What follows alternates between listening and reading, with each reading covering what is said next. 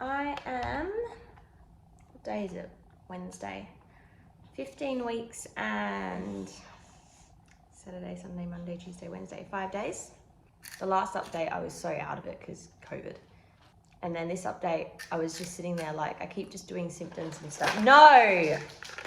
This is getting really frustrating. He's just tipping stuff out constantly and it's really annoying.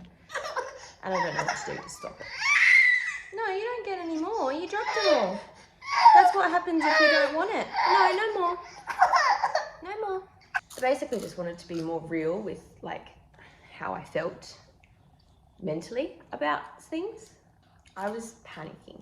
We had our scan. That brought up a lot of emotions because I was really panicking about Bub.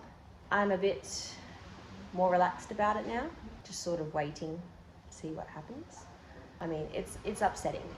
I'm upset for Bub and I'm upset for me and like what it could mean for my birth experience and my pregnancy experience. What, darling? I sort of overcame it, most of those emotions. And then I got gastro. And then I was worried for Bub after gastro because like the gastro was just gastro, like I was just throwing up and felt sick, but my blood pressure dropped quite badly whilst I had it. There was actually quite a few moments of scary, almost blacking out. And at one point I must have been the morning after the main throw up stage. Not here, this is at Robin's house. We all had gastro at Robin's house, but I stood up and walked over to him, and as I reached him, I did black out for a sec. I like momentarily passed out. It wasn't for long, and I felt it happening, so I had like a millisecond where I leant against the wall and like let my knees give out so that I like safely slid to the ground. Not that I remember sliding to the ground, but I remember that moment of crap, I'm about to pass out, and I like did those things so that I didn't just collapse. And then I like came to on the ground. I had to get Luke to come help me up because I didn't feel good. I was worried about my blood pressure and the fact that like with Bub, like low blood pressure I've had with all my pregnancies, so it's not abnormal. But with this baby, they were really focused on the umbilical cord and the placenta and blood flow to the baby, and I'm like, if this abdominal abnormality is going to impact the blood flow, which they seem to be suspecting, then I'm just like worried about how that is going to worsen the effects of low blood pressure. Like if I'm having if I can't get myself enough blood, am I giving enough blood to baby? And then there's also the fact that baby might not have like 100% blood supply. So I was really worried. Hadn't felt baby yet. I did end up finding I did end up finding Bub's heartbeat on a Doppler. It was a bit hard to find it, I think, because the placenta was right next. He was sort of sitting on. I'm continuously saying he. Like I did a really early blood test, so I haven't had the NIPT bloods to get a solid answer, and I haven't seen on the ultrasound a solid answer. It was still a nub at our 12-week scan. We don't actually know the gender, but I keep saying he, and I've been saying he the whole time. I think just because I only carry boys, so like you just get used to saying it. But at this point, I'm like determined it's a he. Like it just has to be. I don't know. I just feel like it is. I'm pretty sure their placenta was right, like their heartbeat. They were positioned right next to the placenta, so it was like I was trying to maneuver my little Doppler thing, but it's not a very good one. Like it's not a stick, it's like a big blob, like directionally as you'd like to. It was like I could just hear the heartbeat, but the placenta was overwhelming. And then we got COVID, and then I panicked again because I was really sick with COVID, and then I was almost passing out with COVID, and it all happened again. And I felt like I personally am blaming COVID for this abnormality because it's right when I first got it, it's right when the abnormality would have formed if it's an Omphalocele. So, I mean, it could be anything, and I have lots of problems with getting COVID. Yeah, I was panicked. I blamed COVID for this whole problem, and then I got it again, and I got it worse, and I felt absolutely miserable and was really struggling. Still am, by the way. My head is still shaking. Last night was bad. I didn't sleep very well because I don't even know how to, like, I try to describe it, and this doctor didn't quite understand what it was, but the previous doctor I had did know what I was talking about. But I spoke to him before the link between COVID and internal tremors was known. It hadn't been studied yet. He's now not bulk billing anymore, and it's like over $100 to go see him. Cannot afford that, obviously, especially for something that I don't think there's a fix. Like, I could go on beta blockers or anti-seizure meds or something like that. You don't want to do that, especially pregnant and stuff. Like, you want to, it's hard. It's like, I don't want to be medicated for something that might not last, but then I also am really struggling with this symptom. Like, I haven't even described what it is. It's basically like I'm shivering uncontrollably or shaking, like trembling. But I'm not.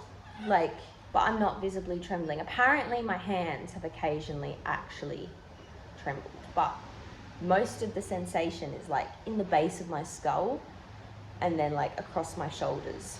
And it sort of concentrates there and then it like radiates out to my hands and arms. And sometimes radiates down my spine. It feels like I'm fully trembling, and it's like it doesn't hurt necessarily, and it's meant to be harmless. What, darling? I hope he's not coming down with anything because he needs his needles today, and I'm like, I bet he gets sick today because his needles have been pushed off over a month now. So, but yeah, it's like not meant to be harmful, and it's not meant to hurt, but it does hurt. Like it itself doesn't hurt, but you know when you're like shaking or shivering, like shivering really bad, and you try to stop it and it like hurts your muscles, either the shivering itself or trying to stop it hurts your muscles. Like you get achy muscles and you get sore, and like it's physically exerting to either shake or to stop shaking. And like, even though I'm not actually shaking, like my muscles think they are. Like my muscles and my brain and everything thinks it's shaking. So I get so much like tension headaches, and like my shoulders and my neck and my head all hurt so much from just like tensing up to try and stop these shakes that I'm not even shaking. It's very, very, very frustrating. And I also can't think straight. Like I feel like I can't do stuff when I'm shaking badly. Sometimes if it's just a little bit, I'm okay. But other times it's like I just have to lay on the couch and just like try really hard to just relax. And I just can't think of anything. I can't watch TV. I definitely can't study or like focus on things, which is really problematic when I have massive assignments due. And then if it continues happening, I'll have another MRI. Not that I think that's gonna show much, but the doctor said she's mainly concerned with if there's any fluid build up in my brain. And I wasn't actually shaking at the last MRI. So I'm like, maybe something will show up differently if I'm in the middle of having an episode. I don't think it will, because I didn't have any demyelination or anything would usually cause the shaking. It feels so real that I am fully trembling, and yet I'm just holding still. Like no one knows how I'm feeling in the moment. Like I keep verbally saying I'm shaking again to Luke, because otherwise he'd have no idea every second. Like one moment I'm perfectly fine. Like right now I'm not shaking. I have a slight headache from shaking all bloody night and the fact I didn't get to sleep, but I'm not shaking right this second.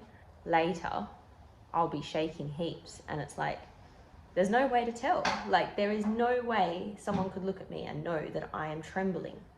I was worried again for Bub, but yesterday morning I went to find Bub with my Doppler.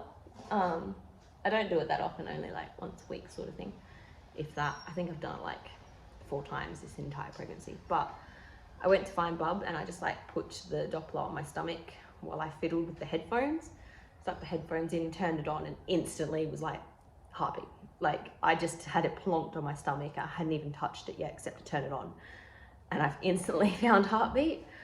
And I've never heard the heartbeat like this. It was literally, I'll put a video in, but it was literally like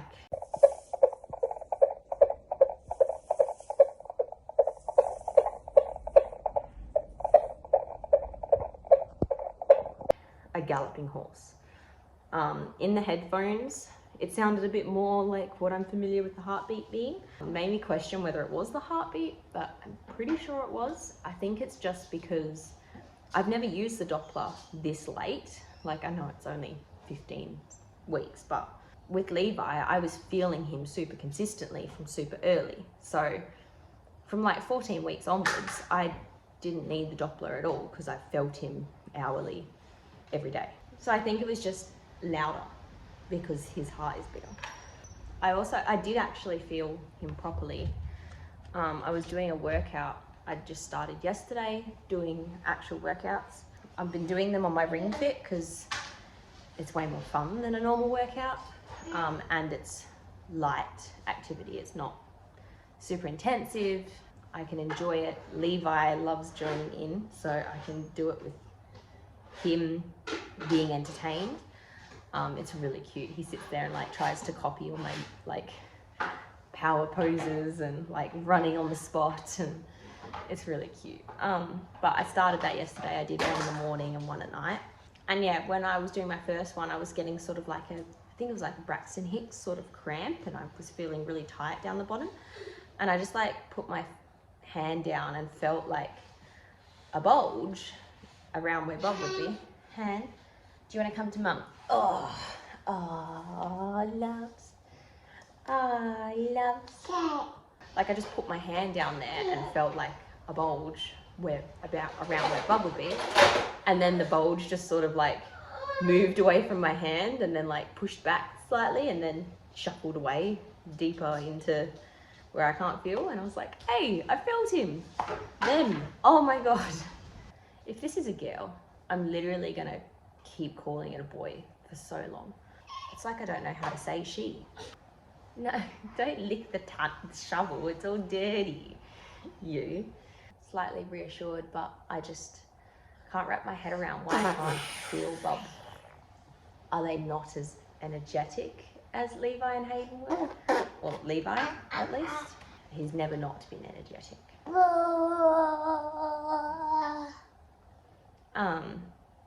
Obviously I felt him from like 10, 11 weeks and like consistently, and he was very movie, and he, even when he was a newborn in NICU, he moved lots. Even now, like last night, so wriggly, moved around his whole bed, and then he woke up and he ended up in our bed for a bit, and he wriggled so much that I ended up in his bed. And he ended up in my spot, and I was like, how did this happen?